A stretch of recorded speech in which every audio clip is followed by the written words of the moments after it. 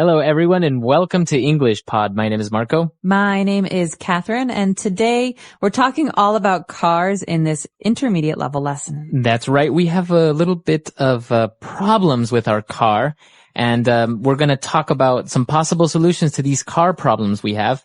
So why don't we just listen to the dialogue today? We have no words on vocabulary preview, so let's jump right into the dialogue and listen for the first time.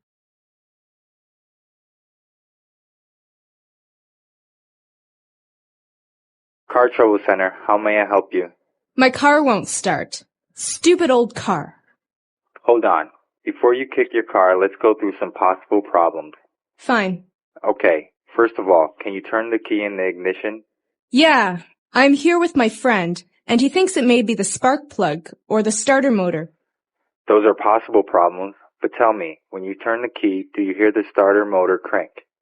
Yeah, it sounds like it usually does when I start the car, but nothing else happens. The engine won't start. Should I maybe press the accelerator? No. If you step on the accelerator pedal, you can flood the carburetor and your car will never start. So what do you think it is? I know this may seem like a silly question, but does your car have gasoline? Yeah. Right. I got the car started. Thanks for your help. I told you to fill the tank.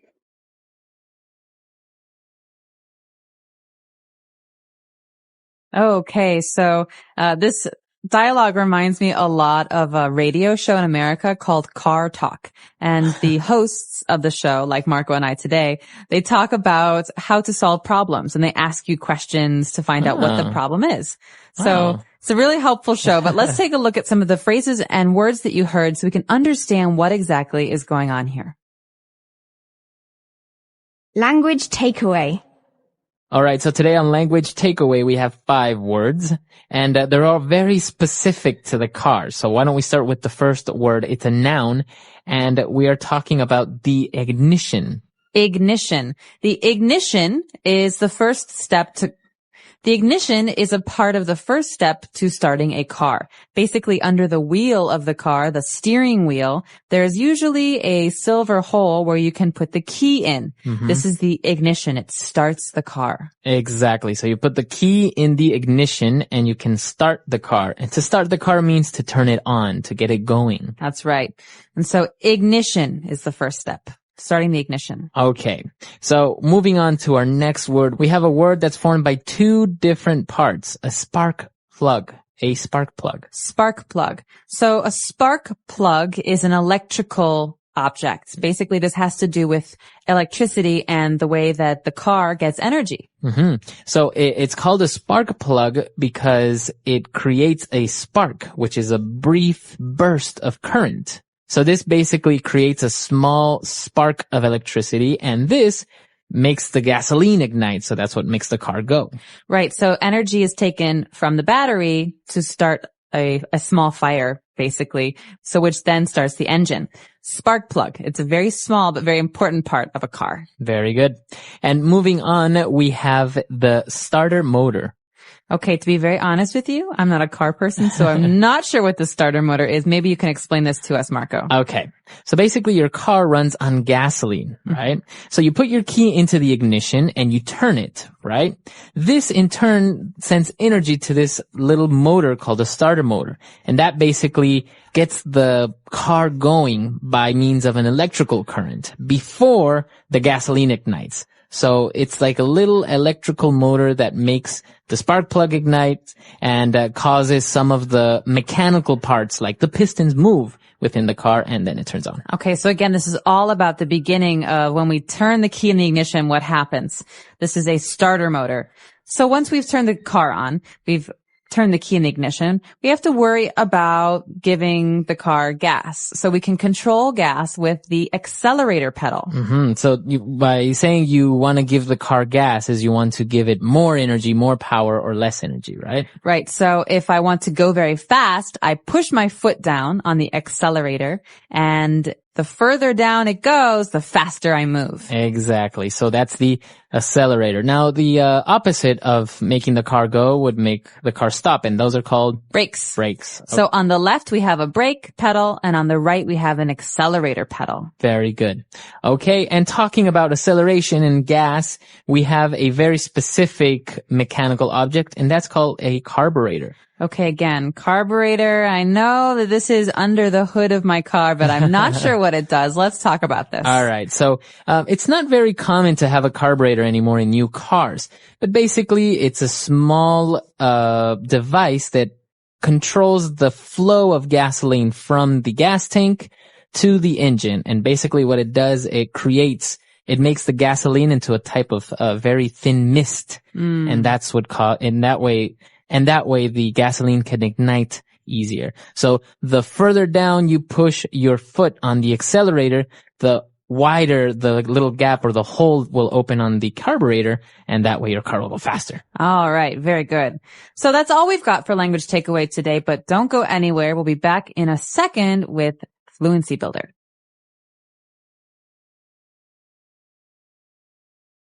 Car Trouble Center, how may I help you? My car won't start. Stupid old car. Hold on. Before you kick your car, let's go through some possible problems. Fine. Okay. First of all, can you turn the key in the ignition? Yeah, I'm here with my friend, and he thinks it may be the spark plug or the starter motor. Those are possible problems, but tell me, when you turn the key, do you hear the starter motor crank? Yeah, it sounds like it usually does when I start the car, but nothing else happens. The engine won't start. Should I maybe press the accelerator? No. If you step on the accelerator pedal, you can flood the carburetor and your car will never start. So what do you think it is? I know this may seem like a silly question, but does your car have gasoline? Yeah. Right. I got the car started. Thanks for your help. I told you to fill the tank. All right, we're back. So now why don't we take a look at 4 key phrases that we have for you on Fluency Builder. Fluency Builder. Okay, this first phrase. So you heard the phrase at the beginning, car trouble center. But car trouble center, that's maybe the name of a fake company that we use. But the phrase car trouble is very, very common.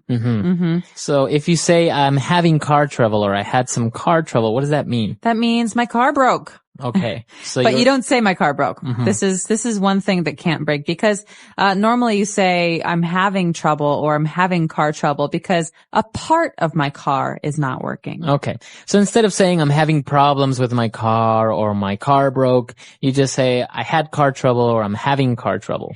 That's right. So this is a really good excuse for coming to work late. You can say, oh, I'm so sorry. I was having car trouble this morning. Right. So any type of problems with your car can be considered car trouble. Flat tire, no battery, etc. Etc. Yes. Okay.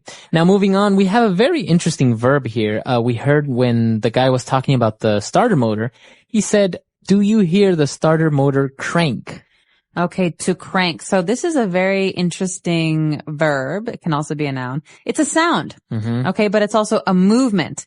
So when something turns around in a circle, dunk, dunk, dunk. Maybe you think of a metal wheel. Dunk, dunk. That's a crank. So sometimes we talk about, those old cars, 1910s, 1920s, the first Ford cars, you had to crank them in the front. You had to actually turn with your hand a wheel to make the car start. Right. So this is a crank.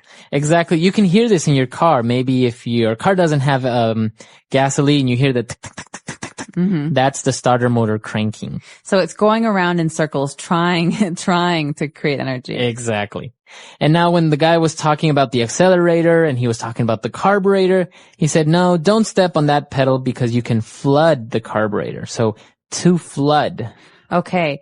To flood. This is a verb. Maybe you've heard the word flood before as a noun, but this means to fill something with liquid, with gasoline, with water, with milk. So to flood something is to fill it up with a liquid. Okay, very good. So you can flood a dam, for example, right? That's right. Okay. Or in this case, you can flood a carburetor, which means it won't work because it's all wet. Okay, very good.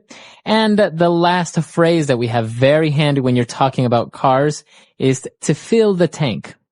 Okay, this is always a problem at my house because I hate to fill the tank. Really? And so, yeah, whenever my car's in the driveway and someone in my family asks if they can borrow it, I say, yeah, sure. And then obviously an hour later they come back and say, why don't you ever fill the tank? It's empty. You have no gas. And I say, well, I hate to fill the car with gas. And so I always have an empty tank. So I never fill the tank. Okay. So that's what it means. To fill the tank is to have it full of gasoline. Right. To put gasoline into your gasoline tank. Okay. Very good. Why don't we go back and listen to the dialogue for the last time, and we'll be back to talk a little bit more.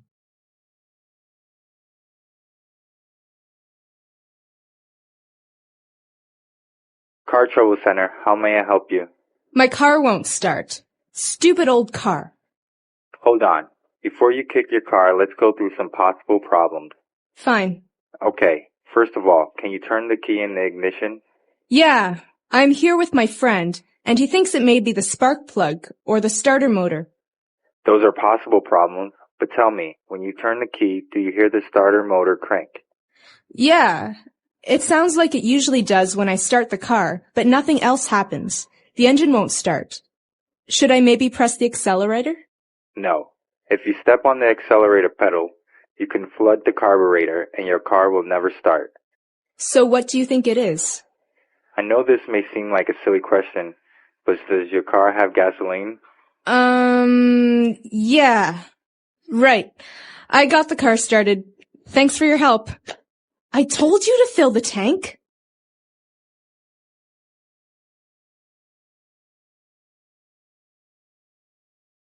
All right, we're back. So talking about cars and car trouble, I understand, for example, in some countries, when you're getting a driver's license, you're forced or obliged to learn a little bit of car mechanics. You have to learn about the engine or how to change a tire and basic things like this. That's a brilliant idea. In America, you don't have to know how to fix your car. You have to know how to pay someone to fix your car, but basically we only learn the rules of the road. So the signs and the basic rules. Really? Yeah, but I think it would be very helpful to know how to fix a tire or how to change the oil in your car. I mean, is this a requirement in Ecuador? Yeah. Really? When you're getting your driver's permit, your driver's license, you have to take a course which shows you the mechanics of the car, first aid course, and also basic road rules and all that stuff. But basically, because it can be something very simple, like for example, they show you where the battery is, where you can check the oil and basic things like this. So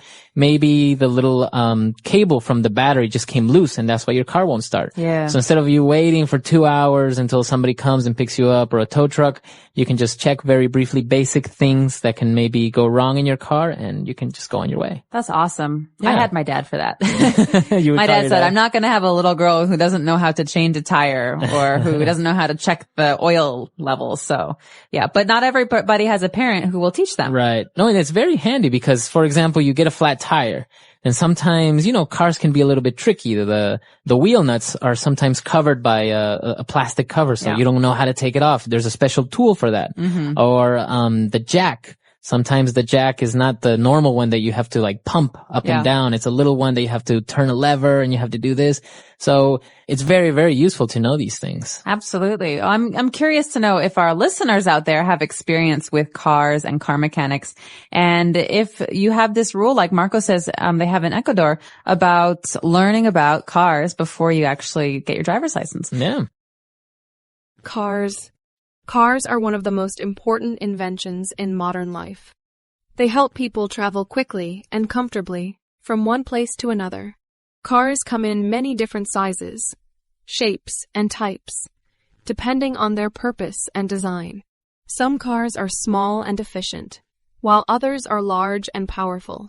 Owning a car gives people freedom and convenience, but it also requires responsibility, such as following traffic rules and maintaining the vehicle properly. Types of cars. There are many types of cars, each designed for different needs. Sedans are the most common type, offering comfort and space for families. Hatchbacks are smaller cars with a back door that opens upward, making them easy to park and drive in cities. SUVs, sport utility vehicles, are larger and stronger, often used for off-road driving or carrying more passengers. Trucks are powerful vehicles designed to carry heavy loads. Electric cars run on batteries instead of gasoline, making them environmentally friendly. Choosing the right car depends on a person's lifestyle and needs. Parts of a car. A car has many important parts that work together to make it move. The engine is the heart of the car, providing the power needed to drive. The wheels and tires help the car move smoothly on the road. The brakes allow the driver to stop safely. The steering wheel helps control the direction of the car. The dashboard shows important information like speed, fuel level, and engine temperature. Inside the car, there are seats, seat belts, and air conditioning to keep passengers comfortable and safe. How cars work. Cars use an engine to generate power. Most cars have a gasoline engine, but some use diesel or electricity. The engine burns fuel to create energy, which moves the wheels. A transmission helps control the speed and power of the car. Drivers use a steering wheel and pedals to control the car's movement.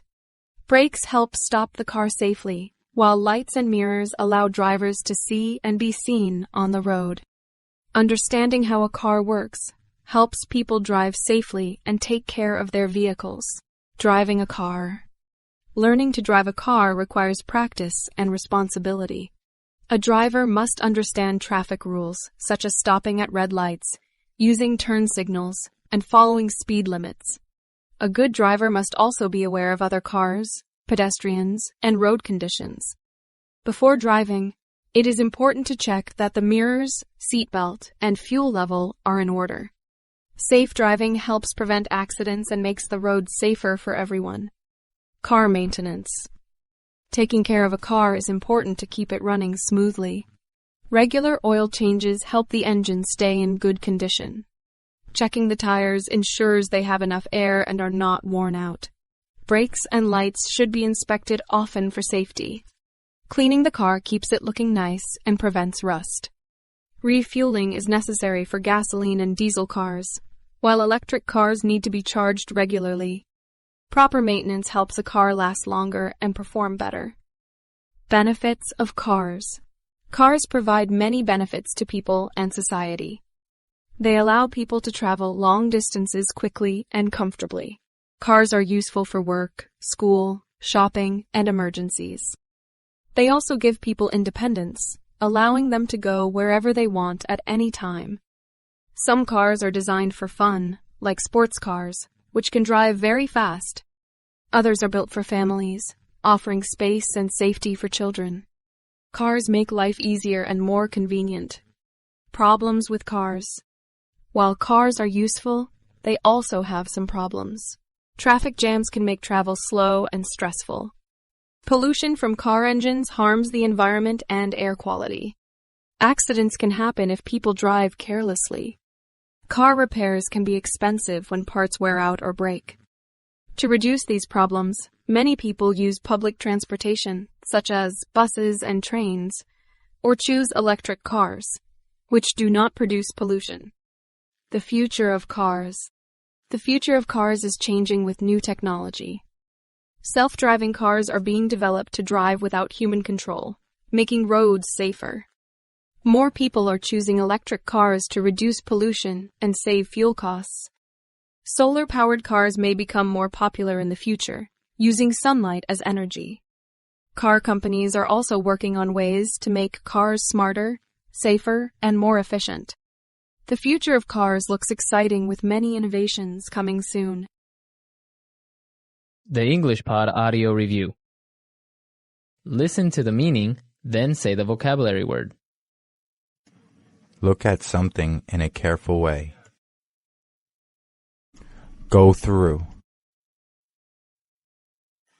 A device to start up the car. Ignition. Electrical device that ignites the gas by electric. Spark plug. An electric motor for starting an engine. Starter motor. To start an engine, motor, etc. Crank. The device which helps cars get running. Engine. A pedal that controls the throttle valve. Accelerator. Mixes air with gasoline vapor prior to explosion. Carburetor. Let's try that faster. An electric motor for starting an engine. Starter motor. A pedal that controls the throttle valve. Accelerator. Look at something in a careful way. Go through.